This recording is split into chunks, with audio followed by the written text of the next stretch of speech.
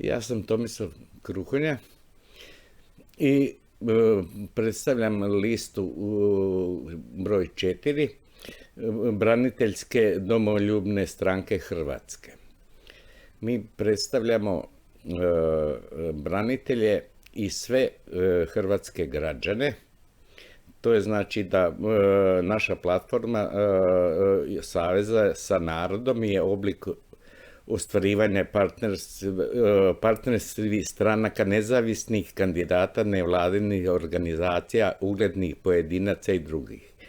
To je multilateralna politička inicijativa koja ima cilj osigurati konkretne posvećenost unapređenju, transparentnosti i osvježavanju političkih uloga u procesu kampanje u parlamentnim izborima Republike Hrvatske, borbe protiv korupcije te afirmacije aktera u cilju razvoja demokracije, direktne participacije u vlasti Republike Hrvatske.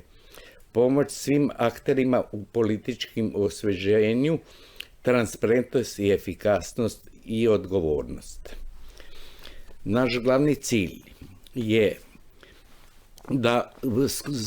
da spriječimo korupciju, mito i upravljanje našom državom korporacija koje su zauzele visoke pozicije. To znači da je hrvatski narod zasad zarobljen i manipulativan uz pomoć poluga vlasti Republike Hrvatske. Hrvatski branitelji su odbačeni. Državom Hrvatskom vladaju pod svakom cijenom dovedene u totalnu propast. Mi izlazimo iz takozvane dubinskog uvjerenja demokratskog procesa, neprekidno se borimo za svoj narod i pružamo ruku spasa svima onima u najtežim političkim danima. Mi se usudimo i ne želimo čekati, nismo zabili glavu u pijesak i dozvolili da se Hrvatska i dalje luta u magli. Naši osnovni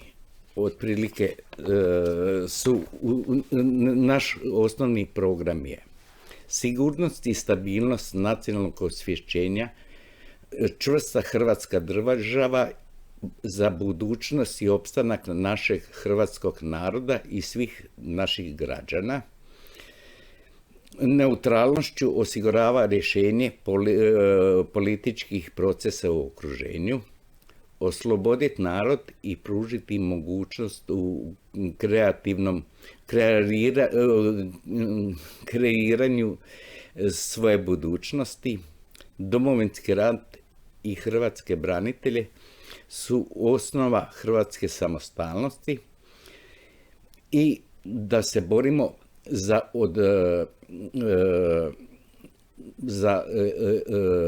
ljude,